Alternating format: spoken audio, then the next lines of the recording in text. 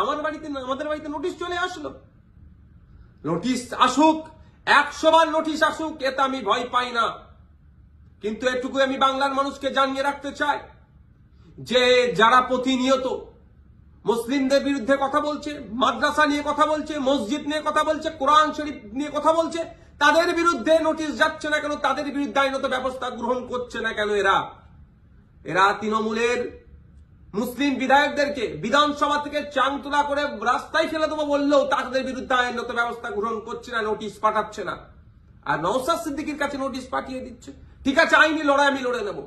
আমার আইনের যারা বিশেষজ্ঞ আছে, সম্মানীয় বিকাশ রঞ্জন ভট্টাচার্য স্যার এবং সম্মানীয় শামীম দ্বারা কথা বলেছি, তারা আমাকে বলেছে তো আপনার কাজ হচ্ছে রাজনৈতিক লড়াই লড়ে যাওয়া, বাকি আইনি দিকটা আমরা বুঝে নেব। 48 ঘন্টার মধ্যে যদি তার ক্লায়েন্টকে আমার বক্তব্য দ্বারা নাকি মিসলিড হয়েছে এই মর্মে বক্তব্য প্রত্যাহার, ক্লারিফিকেশন বা তার নোটিশের উত্তর না দিলে আমার বিরুদ্ধে আইনত ব্যবস্থা নেবে।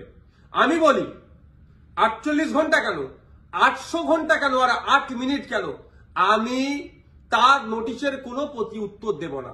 আমার বক্তব্য যদি আইন বহির্ভূত হয়, আমার বক্তব্য যদি সংবিধান বহির্ভূত হয়, সিধে চলে যাক সে কোর্টে, আইনের মাধ্যমে তার সাথে আমার বোঝাপড়া হবে।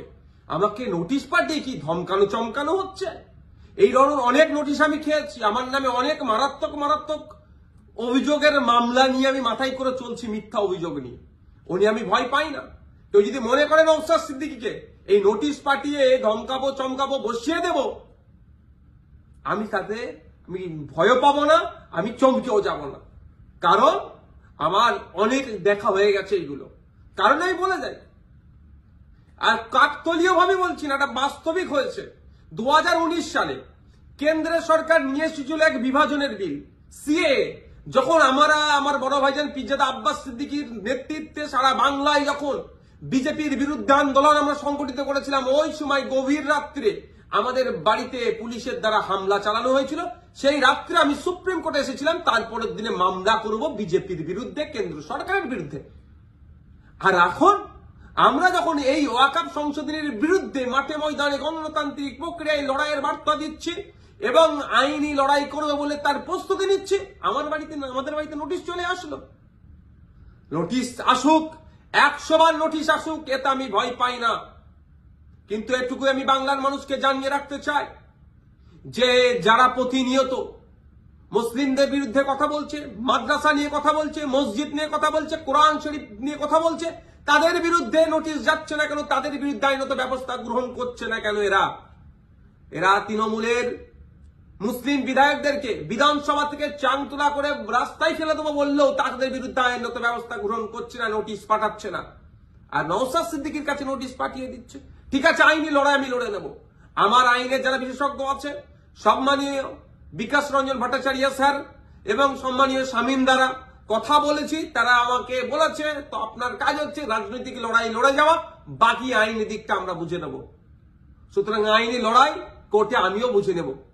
কিন্তু আমার প্রশ্ন, যারা প্রতিনিয়ত মুসলিম সম্প্রদায়কে, মাদ্রাসা মসজিদকে আক্রমণ করছে, বিষ উগলাচ্ছে, তাদের বক্তব্যতে হিন্দু মুসলমানের মধ্যে যে সম্প্রীতি, যে ঐক্য বাংলায় বিনষ্ট হতে পারে, তাদের বিরুদ্ধে কটা নোটিশ করা হয়েছে, তাদের কজনের বিরুদ্ধে আইনত ব্যবস্থা গ্রহণ করা হচ্ছে, বাংলার মানুষ একটা জানবেন, আমিও জানতে চাইছি। শুধু তাই নয়, আমাদের রাজ্য সরকারের যিনি প্রধান মমতা ব্যানার্জি মহাশয়াকে একটা বক্তব্য শুনেছিলাম, কি জঙ্গি যোগ না কি বলে দেখে দিয়েছিল, তখনও চুপ করেছিল। আর নওশাদ সিদ্দিকীর বিরুদ্ধে নোটিশ, ওই নোটিশ পাঠিয়ে আমাকে কেউ ভয় পাওয়াতে পারবে না। বিজেপির এই ওয়াকফ আন্দোলনের বিরুদ্ধে, সংশোধনী যে নিয়ে এসেছে ওয়াকফ, এর বিরুদ্ধে আন্দোলন জারি থাকবে।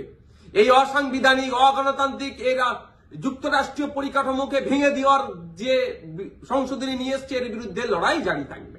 যখন আমাকে খোঁচা দিয়েছে, আমি কয়েকটা প্রশ্ন বাংলার মানুষের কাছে তুলে ধরতে চাইছি এবং সর্বোপরি তৃণমূল কংগ্রেসের কাছেও তুলে ধরতে চাইছি, এর উত্তর দিতে হবে।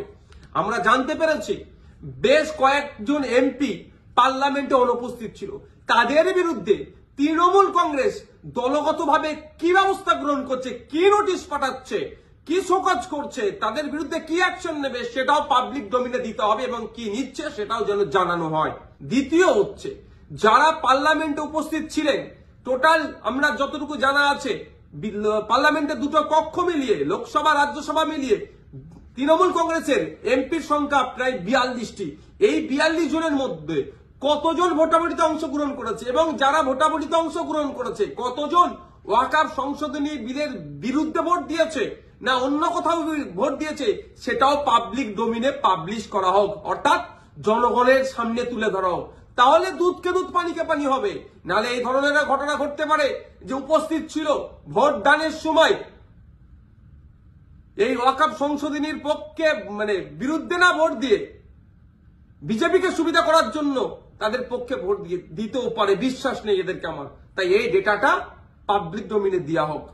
আর 3 নম্বর যেটা, যে 2021 সালে এমএলএ বিধানসভা নির্বাচনের সময় বলেছিল বিজেপিকে আটকাতে হবে, ভোটটা আমাদের দিন তৃণমূল কংগ্রেস। যারা আজকের দিনে এমএলএ তারা বক্তব্য দিতে গিয়ে বলেছিল যে বিজেপির বিরুদ্ধে লড়াই করতে গেলে ওনাকে জিতাতে হবে, ওনাকে জিতিয়েছেন। এখন লড়াই করবে না বিজেপির বিরুদ্ধে, না ঘরে ঢুকে চুপ করে বসে থাকবে? লড়াইটা কেমন ভাবে হবে?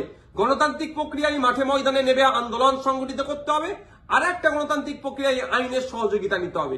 এই যে বিজেপি ওয়াকফ সংশোধনী বিল নিয়ে এসেছে, এটাকে প্রত্যাহার করার দুটো রাস্তা। একটা হচ্ছে জনগণের চাপ সৃষ্টি করে, যেটা সংখ্যালঘুদের উপরে যে দমনপীড়ন হচ্ছে, ভারতবর্ষের পশ্চিমবাংলায় সংখ্যাগুরু মানুষদেরকে দায়িত্ব নিতে হবে। এই সংখ্যালঘুদের উপরে যে দমনপীড়ন নেমে আসছে সেটাকে প্রোটেক্ট কিভাবে করবে, অর্থাৎ মাঠে ময়দানে সংখ্যালঘু থেকে শুরু করে সংখ্যাগুরুরা মিলে আন্দোলন সংগঠিত করবে, জনপ্রতিনিধিদেরকে সামনে রেখে সাথে নিয়ে একটা দিক। আর একটা হচ্ছে সুপ্রিম কোর্টের দ্বারস্থ হয়ে আইনের মাধ্যমে এই যে নতুন আইন তৈরি করতে চলেছে, এই আইনটাকে রদ করা। এখন আমার বলার বিষয়, পশ্চিমবাংলায় 200-র অধিক তৃণমূল কংগ্রেসের বিধায়ক আছে। সেই সমস্ত বিধায়কদেরকে প্রত্যেকজন যাতে একটা করে মামলা করে তার জন্য প্রস্তুতি নিতে হবে। এবার আমি এটা তৃণমূল কংগ্রেসের সুপ্রিমোকে বলছি, তৃণমূল কংগ্রেসের দলকে বলছি এবং সাধারণ ভোটারদেরকে বলছি। ভোটের সময় কিন্তু এই সমস্ত এমএলএ গুলো প্রার্থী ছিল, তারা বলেছিল বিজেপির বিরুদ্ধে লড়াই করবে। আজকে বিজেপির বিরুদ্ধে লড়াই দেখানোর জায়গা হচ্ছে মামলা করতে হবে।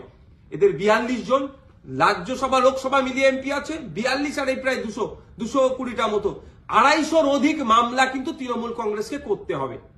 তার পয়েন্ট অনুযায়ী আমি বলে দিচ্ছি, এইটা চাপ তৈরি করতে হবে। আমি নওশাদ সিদ্দিকী যদি আমি একাধিক মামলার দায়িত্ব নিতে পারি, হাজার হাজার মামলা হবে ওয়াকফ সংশোধনী বিলের বিরুদ্ধে, সেটা আমি ভালো করে জানি, বিজেপিও জানে, তৃণমূল কংগ্রেসও জানে, আমি পাবলিকও জানে। কিন্তু তৃণমূল কংগ্রেস কটা মামলা করছে না, মামলা না করে বিজেপিকে জায়গা করে দিচ্ছে, সেটাও পাবলিককে দেখতে হবে। ভোটার যারা ভোট দিয়েছিলেন 2021 সালে, যারা ভোট দেননি তৃণমূল কংগ্রেসকেও, কিন্তু আপনার জনপ্রতিনিধি যারা এলাকায় আছে তাদের কাছে তুলুন আওয়াজ যে আপনাদেরকে মামলা করতে হবে। মালদা থেকে কংগ্রেসের একজন এমপি আছেন, তাকেও আমি অনুরোধ করছি আপনিও সুপ্রিম কোর্টে চলেন, গিয়ে মামলা করবেন। এখন দেখার বিষয় তৃণমূল কংগ্রেসের কতজন এমএলএ কতজন এমপি মামলা করছে এবং আমরা ভোটাররা কতজনকে মামলা করাতে পারছি প্রেসার বিল্ড আপ করে, সেটাই এখন দেখার বিষয়।